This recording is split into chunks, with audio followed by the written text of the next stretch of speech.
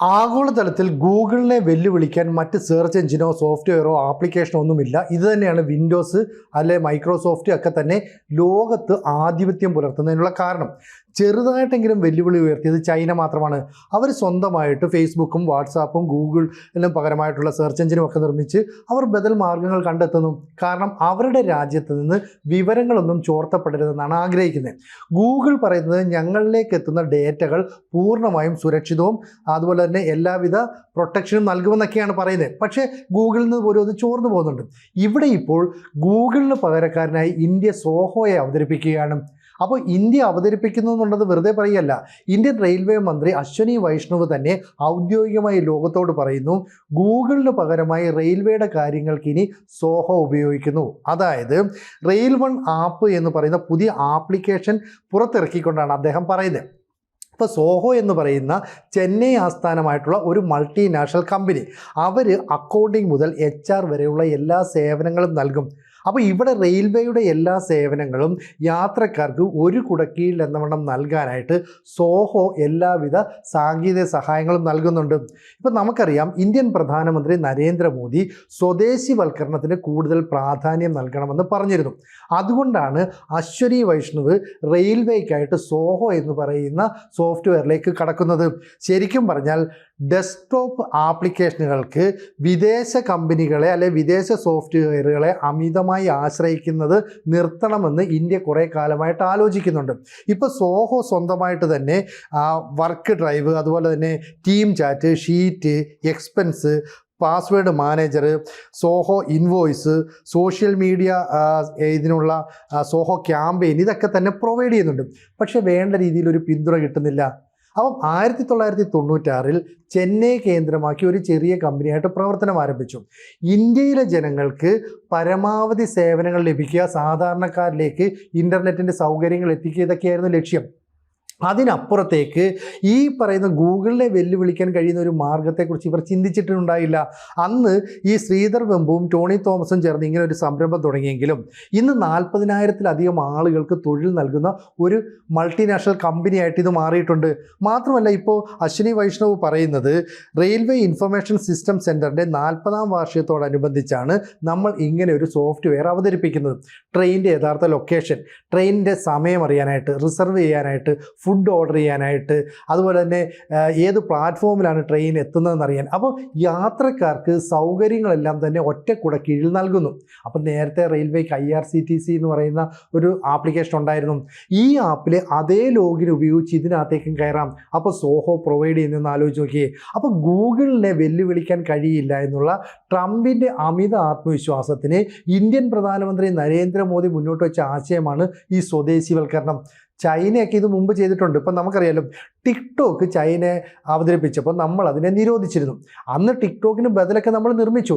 പക്ഷേ അത് ഗ്രാമീണ മേഖലയിൽ മാത്രമായിട്ട് ഒതുക്കപ്പെട്ടതോടുകൂടി വലിയ പ്രചാരം ലഭിച്ചില്ല, അല്ലെങ്കിൽ അതിനൊരു പ്രൊഫഷണൽ മാനം കൈവന്നില്ല. ഇവിടെ ചൈന ഹ്യുവായി എന്ന് പറയുന്ന ഒരു മൊബൈൽ നിർമ്മിച്ചു. ഈ മൊബൈൽ ഫോൺ നിർമ്മിച്ചപ്പോൾ അന്ന് ഇതിനെ പിന്തുണച്ചത് ആൻഡ്രോയിഡാണ്, അതായത് ഗൂഗിളാണ്.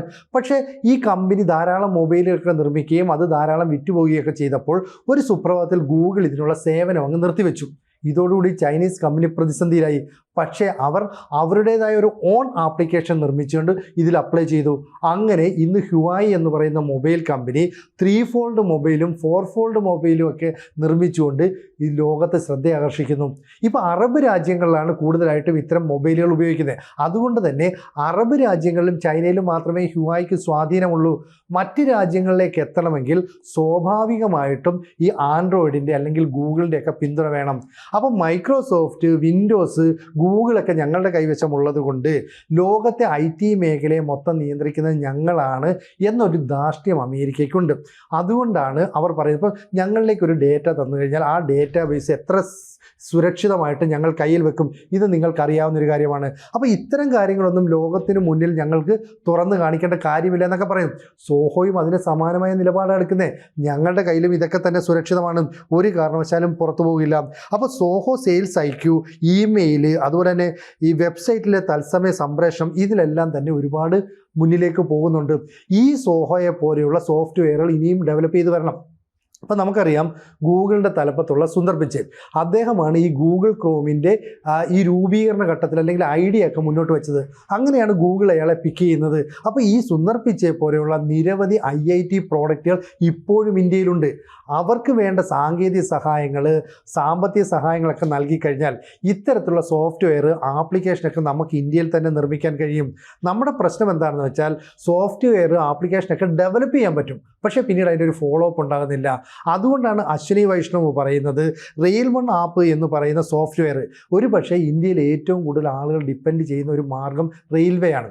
ആ ട്രെയിൻ മാർഗം യാത്ര ചെയ്യുന്ന ആളുകൾക്ക്, അല്ലെങ്കിൽ അവിടെ ഏറ്റവും അധികം ആളുകൾ പണിയെടുക്കുന്ന ഒരു വലിയ വിഭാഗമുണ്ട്, അവരുടെയൊക്കെ മുമ്പിലേക്ക് നമ്മൾ സോഹോയെ അവതരിപ്പിക്കുക. അപ്പോൾ ഗൂഗിൾ എന്ന് പറയുന്ന ഒരു സംവിധാനം ഇല്ലെങ്കിൽ നിങ്ങളൊക്കെ തകർന്നു പോകും, നിങ്ങളെ തകർക്കാൻ കഴിയുമെന്നുള്ള ട്രംപിൻ്റെ അഹംഭാവത്തിന് ഒരു മറുപടി നമുക്ക് നൽകാൻ കഴിയുന്നുണ്ട്.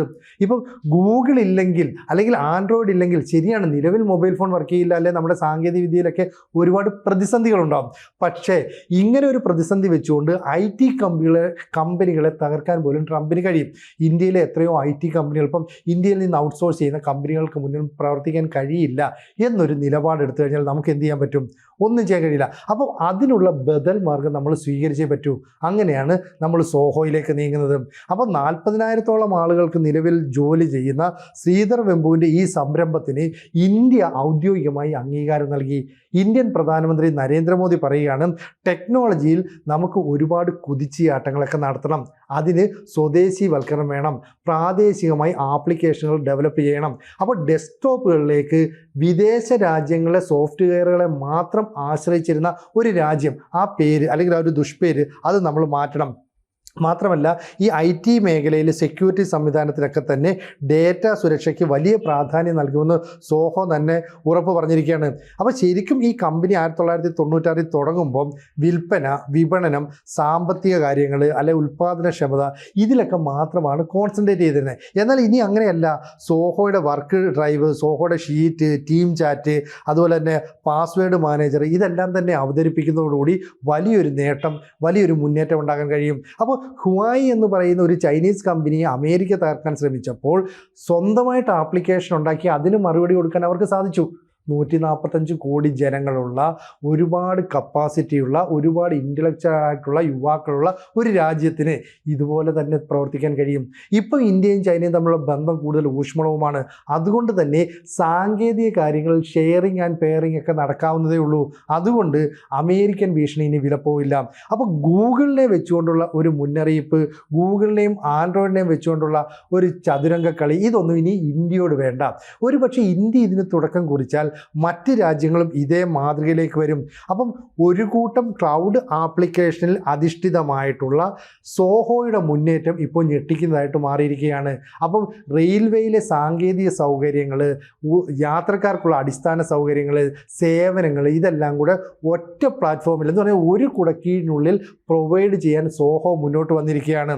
അതുകൊണ്ട് തന്നെ അക്കൗണ്ടിങ് മുതൽ HR വരെ മാത്രമല്ല, chat, mail, Zoho writer, Zoho books, എല്ലാ കാര്യങ്ങളും പ്രൊവൈഡ് ചെയ്യുന്ന ഒരു ഇന്ത്യൻ മൾട്ടിനാഷണൽ കമ്പനിയായിട്ട് ഇത് ഡെവലപ്പ് ചെയ്യും. അപ്പോൾ ഇതിൻ്റെ വേരുകൾ പടർത്തിക്കൊണ്ട് പോകേണ്ടത് ഗ്രാമീണ മേഖലയിലേക്ക് മാത്രമല്ല, ഇത് എവിടെയൊക്കെയാണോ കൂടുതൽ നെറ്റ്വർക്കായിട്ട് ഉപയോഗിക്കുന്നത്, എവിടെയൊക്കെയാണോ ഗൂഗിളിൻ്റെ സാന്നിധ്യം കൂടുതലുള്ളത്, അവിടേക്ക് പടർന്ന് പന്തലിക്കാൻ കഴിയണം. കാരണം ഉപയോഗിച്ച് ഗൂഗിളിന് അഡിക്റ്റായിട്ട് മാറിയിരിക്കുന്ന സമൂഹമാണ് ലോകത്തുള്ളത്.